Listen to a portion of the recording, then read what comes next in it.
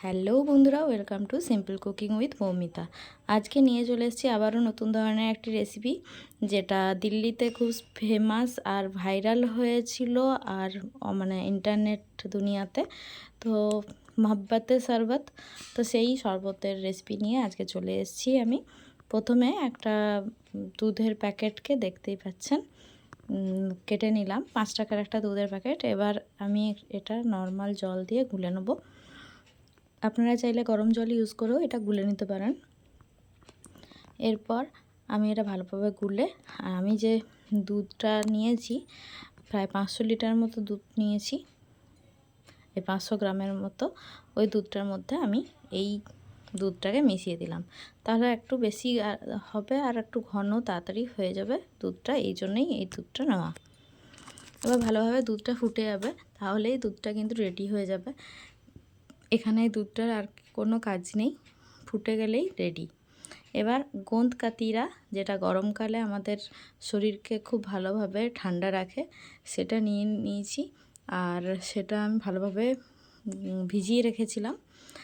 আর সেটা ভিজিয়ে রাখার পর এরকম হয় দেখতে জিনিসটা। আর এর মধ্যে দিয়ে দেবো আমি চিয়া সিডস।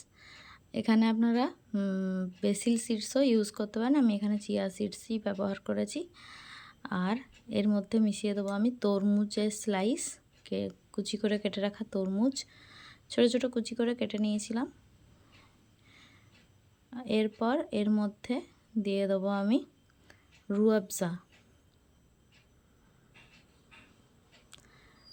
পরিমাণ মতো দিতে হবে। আমি এখানে 3 চামচ ভর্তি প্রায় 4 চামচের মতো দিয়ে দিয়েছি রুয়াবজাটা।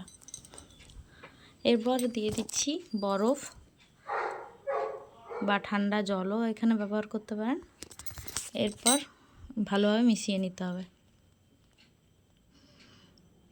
পুরো মিশ্রণটাকে। গরমকালের একটি অনবদ্য শরবত, মানে খেতে খুব সুস্বাদু আর মানে শরীরকে খুব ভালোভাবে ঠান্ডা রাখে। আর এই শরবতটা একবার খেলে কিন্তু পেটটা কিন্তু অনেকক্ষণ ভরা থাকে। গোঁদকাতিরার কাজটাই হচ্ছে পেটটাকে অনেকক্ষণ ধরে ভরিয়ে রাখা। এরপর এর মধ্যে ওই যে দুধটা আগে থেকে গরম করে রেখেছিলাম, সেই দুধটা দিয়ে দিলাম, আবারও ভালোভাবে মিশিয়ে দিচ্ছি।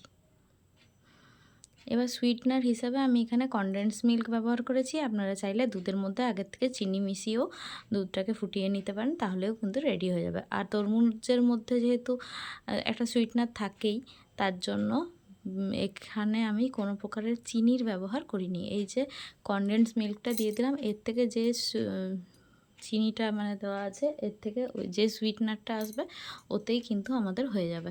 তাহলে হেলদি এবং ওয়েট লসও বলতে পারেন, ওয়েট লস যারা করছেন তারাও এই শরবতটা খেতে পারেন। খুব হেলদি একটা শরবত আর গরমকালের জন্য খুব ভালো একটা শরবত, শরীরটাকে খুব মানে ঠান্ডা রাখে। এই শরবতটা এই গরমে একবার অবশ্যই বানিয়ে খেয়ে দেখবেন, আর কেমন লাগলো আমাকে অবশ্যই জানাবেন। আর এটার মধ্যে আপনারা এখন তো যেহেতু বাজারে আম পাওয়া যাচ্ছে, আমও দিয়ে দিতে পারেন কুচি কুচি করে কেটে, তাহলেও কিন্তু এটা খেতে কিন্তু খুবই ভালো লাগবে। তো আমি এখানে দিইনি, আমি এখানে এইভাবেই তৈরি করেছিলাম মহব্বতে শরবতটা। তো রেডি হয়ে গেল আমার মহব্বতে শরবত। আর আপনারা কে কে এই শরবতটা খেয়েছেন আমাকে অবশ্যই জানাবেন।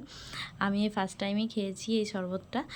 আর আরেকটা শরবত আমি নাম শুনেছিলাম নাফরাতে শরবত, তো ওটাও বানিয়ে একদিন দেখার ইচ্ছে আছে। তো মহব্বতে শরবতটা আজকে বানিয়ে দেখালাম আপনাদের সামনে, কত সহজ উপায়ে ঘরোয়া উপকরণ দিয়ে আমি এই শরবতটা বানিয়ে নিয়েছিলাম।